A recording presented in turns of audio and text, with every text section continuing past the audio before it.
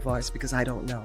I don't know what it's like to be social media, Instagram this. I don't know what it's like to be bombarded and have to be the breadwinner in the family and be a brand and be worried about what I do or say and everything else, and 24/7 being pulled in so many different directions and not knowing. I mean, throw in the fact that if I'm insecure, if I've got my own mental issues going on, who do I talk to? I don't regret being born when I was. Right.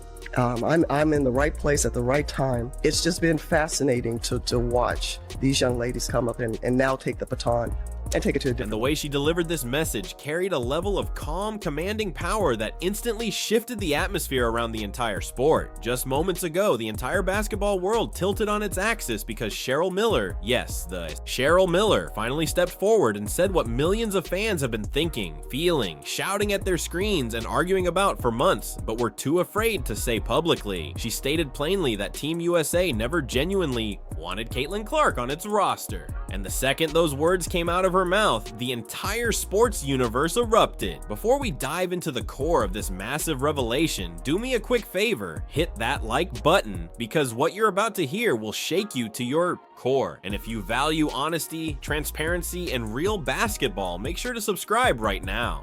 Because what we're about to break down is without a doubt the most explosive truth bomb of the year. I know what it's like to be hated.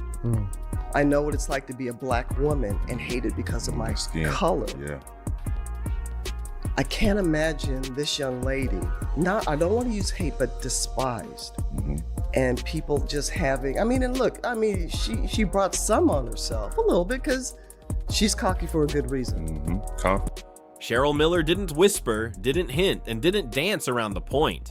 She stepped onto the public stage and laid out in crystal clear detail exactly why Caitlin Clark has been repeatedly sidelined, disrespected, shoved, targeted, ignored, and treated like someone who never truly belonged in the first place. Her voice never wavered. Her message was sharp, direct, and absolutely immovable as she said, and I quote, "Caitlin Clark changed basketball, and that is exactly why they fear her." Instantly, the internet imploded. From the very moment she entered the professional scene, Caitlin Clark generated television numbers that every sports league on the planet dreams about.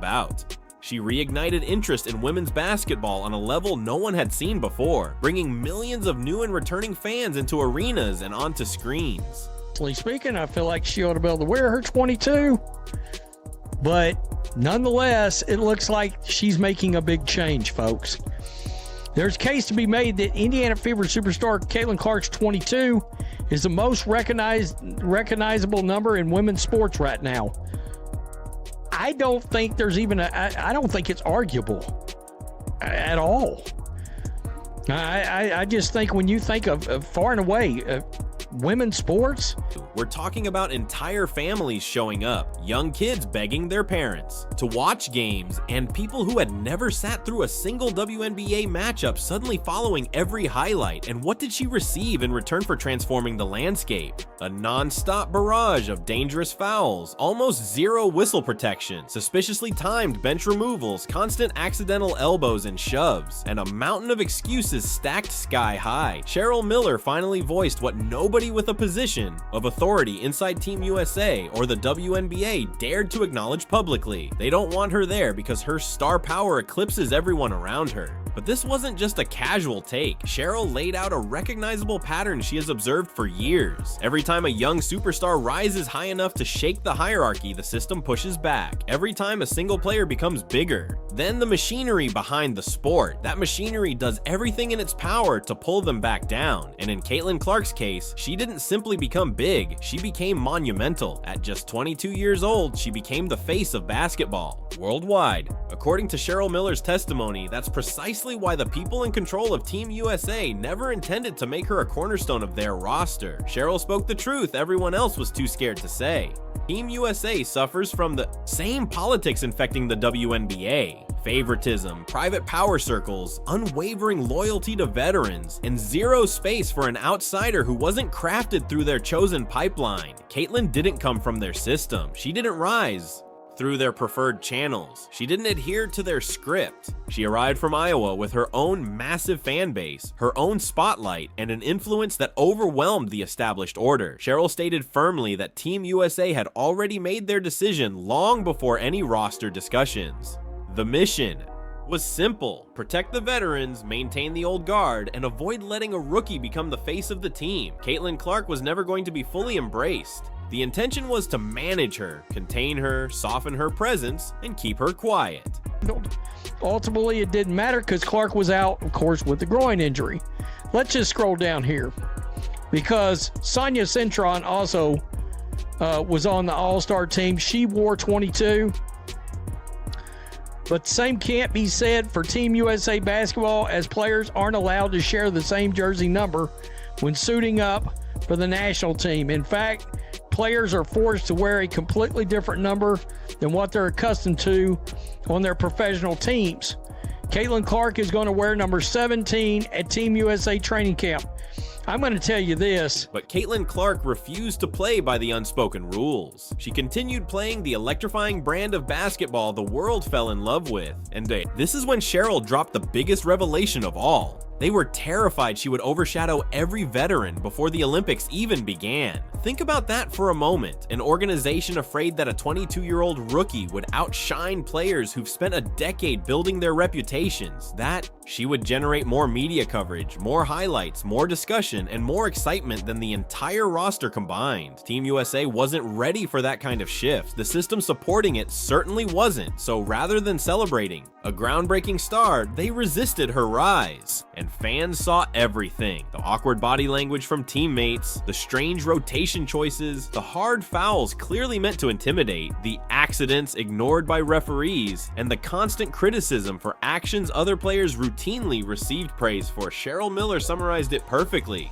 You don't treat the most influential young player in modern basketball like this unless you're intentionally trying to send a message. And what was that message? Stay in your lane, know your place, don't rise too quickly. But Caitlin continued climbing. Every deep three, every absurd pass, every packed arena, every highlight viewed millions of times. And with every step she took upward, jealousy and resentment grew. Cheryl revealed what everyone sensed but never openly stated: Caitlin Clark is being punished for being extraordinary. Off season, with the front office we don't trust, we don't believe in, we can't believe anything they say, and we don't know what's really going to happen with Caitlin Clark's health. This sucks, man. This sucks. I feel bad for Caitlin because I know she wanted to be out there for the fans, to put on a show. I mean, I don't know, man. I don't know, man. Man, just even the photos she posted, it's like, man, we was ready. Millions of fans felt this in their bones.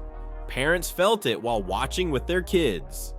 Kids felt it watching their hero get knocked down. Even NBA players felt it and spoke out online. But nobody from within the system, nobody with influence, ever dared to tell the truth until Cheryl Miller did. Then she dropped her second bombshell: the entire fiasco around Caitlin's jersey number. Cheryl stated that Team USA handled the situation terribly. Instead of organizing a respectful private conversation, instead of making Caitlin feel appreciated, they turned it into a public embarrassment that painted her as the problem. And all she wanted was what every elite athlete wants: consistency and a sense of respect. Cheryl said the team made her feel like an inconvenience. And that was the moment fans worldwide collectively snapped. Then came bombshell number 3. Cheryl revealed that Team USA was deeply split over Clark. Some coaches wanted her, seeing her unmatched potential. Some didn't. Some teammates quietly supported her, while others feared she would steal their spotlight. Executives were torn. Some loved the massive ratings she brought in, while others despised the amount of attention she commanded. It was a divided system facing a rising superstar and an unstoppable global spotlight. This was never just about basketball. It was about politics, ego, and power. And you could hear the emotion in Cheryl's voice when she said it. Caitlin Clark plays the game the right way, and she is being punished because of it. And as far as I was concerned, I was just glad to know eventually I wasn't the only girl playing basketball and balling, and playing at a high level.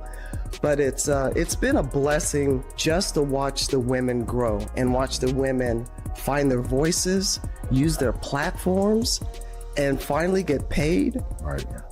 That's been, if anything, the flowers for me is to see that one statement hit the entire nation like a tidal wave because it captured everything people had been witnessing all season. This wasn't solely about Team USA, it was about the endless stream of vicious fouls, the blatant shoves behind the referees' backs, the obvious targeting from jealous competitors, the disrespect, the silence from league officials, the petty narratives pushed in the media, and the non-stop noise designed to drain her spirit.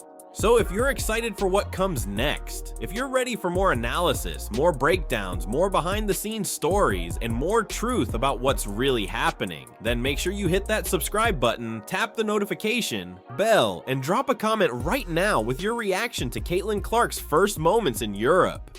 Do you think this will elevate her game even further? Do you think Europe is ready for her?